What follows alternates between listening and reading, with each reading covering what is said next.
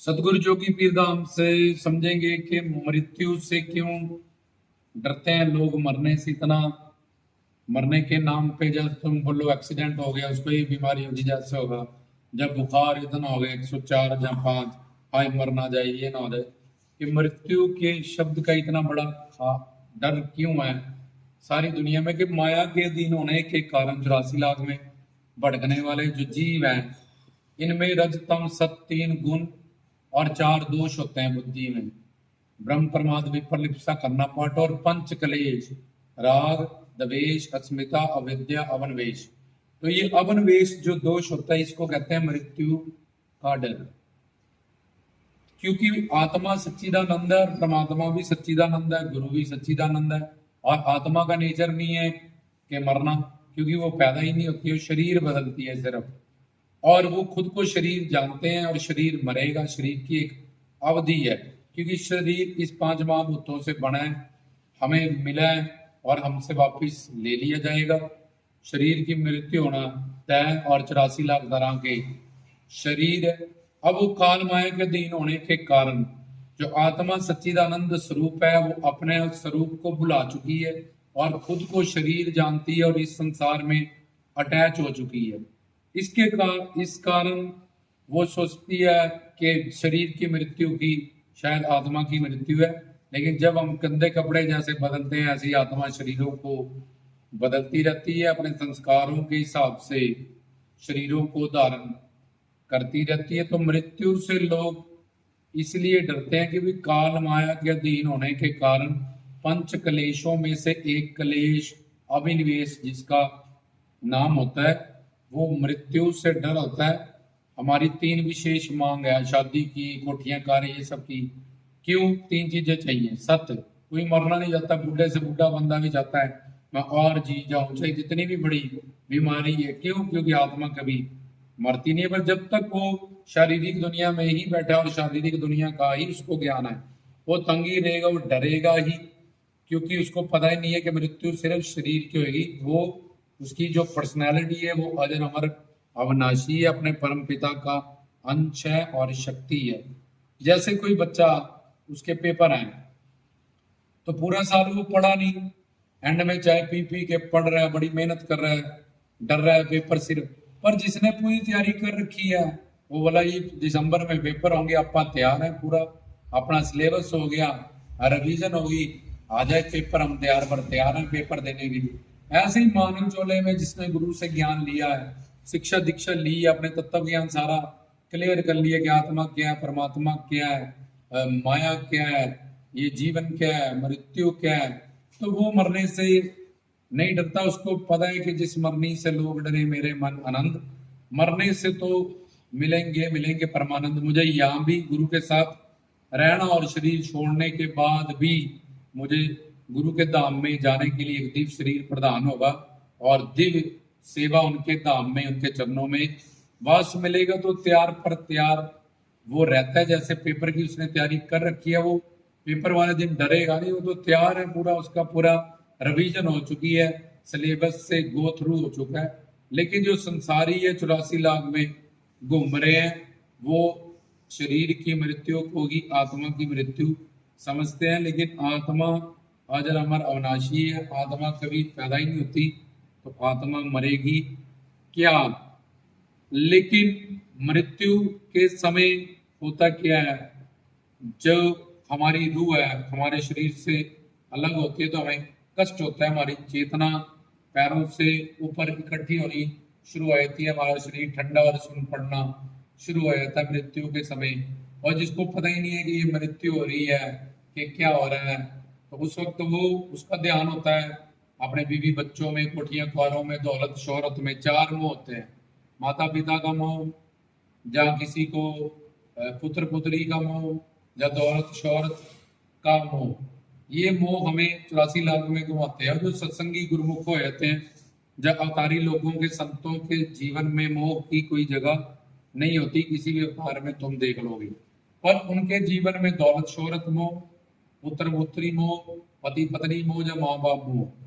तो ये पुत्र पुत्री मोह या माँ बाप मोह एक ही है, पति पत्नी मोह, दौलत तो उनका ये ध्यान है जो, क्योंकि सारा जिंदगी उनकी जो एक्सपीरियंस है वो मोह ममता या काम क्रोध लोभ अहंकार या घर परिवार रिश्तेदारों में ही बीती है। तो जब कष्ट होता है एंड मरते वक्त, तो हमारा जहाँ ज्यादा अटैचमेंट होती है, जिससे ज्यादा मोह होता है हमें, उसी की हमें याद आती है ऑटोमेटिकली एंड वक्त, मरते वक्त।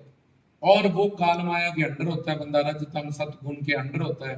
इसलिए जिस जोनी में वो गया, गधा बना तो हमें गधा बनना पड़ता है, कुत्ता बना तो कुत्ता बनना पड़ेगा, ऊंट बना तो ऊंट बना। अगर वही हमारा सारा जीवन सेवा सिमरन भक्ति में गया, गुरु की संगत में के सेवा में गया, और हमारा संसार में सिर्फ हमने ड्यूटी की है और हरि गुरु में प्यार की है, संसार को सिर्फ रोटी कपड़ा मकान शरीर को जिंदा रखने के लिए उपयोग किया है और सेवा सिमरन भक्ति का उपभोग किया है, तो अंत में वो त्याग पर त्याग रहता है और उसका सारा जीवन सेवा सिमरन भक्ति में ही बीता होता है। इसलिए उसका ध्यान अपने गुरु में, आराध्य इष्ट देव में ही रहता है।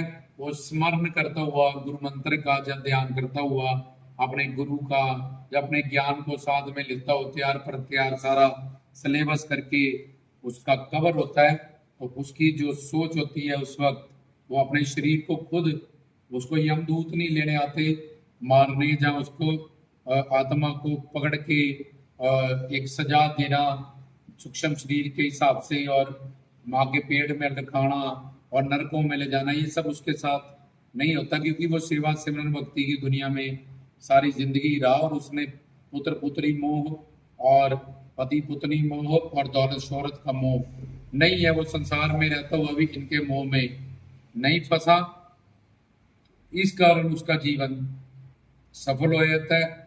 उसका स्वागत होता है, वो परमहंस में विमान में बैठ के जाता है। 9 तरह 10 तरह के नाद रस्ते में बजाए जाते हैं, देवी देवता फूल बरसाते हैं, ब्रह्मा विष्णु शंकर पुष्पमाला पहनाते हैं, तो वो अपने दिव्य शरीर से दिव्य धाम में सनातन रिश्ता उसका गुरु के साथ जुड़ जाता है। हमेशा के लिए वो सच्चिदानंद स्वरूप दुनिया में चला जाता है, प्रस्थान कर जाता है। इसलिए उसको क्या मरने से मतलब डर लगेगा, कि उसको तो पहले ही पता है कि मैंने मर के जहाँ जाना है वहां भी मुझे गुरु ने मिलना है, गुरु का धाम मिलना है और गुरु की सेवा ही मिलनी है जो मुझे यहाँ मिला हुआ।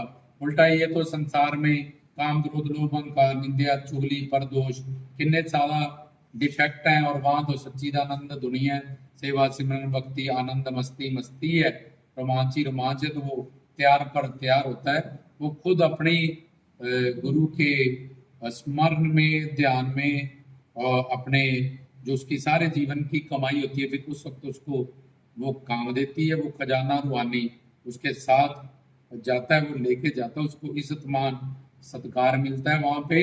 तो डरते वही है अज्ञान, जो अज्ञानी है, जो मनमुखी है, जिनको पूर्ण गुरु नहीं मिला, जहाँ वो कच्चा प्रवचन सुनते हैं, पक्का ज्ञान नहीं सुनते हैं, जिनका तत्व ज्ञान जब ब्रह्म परमात्मा आत्मा संसार ये सब क्या है, ये सब चीजें जिसकी क्लियर नहीं है, और जो कच्चा ज्ञान ऊपरी ऊपरी किताबी ज्ञान सुनते हैं सिर्फ और संसारी चीजों के पीछे पागल रहते हैं, वो लोग ऐसा करते हैं और वो ऐसा डरते हैं।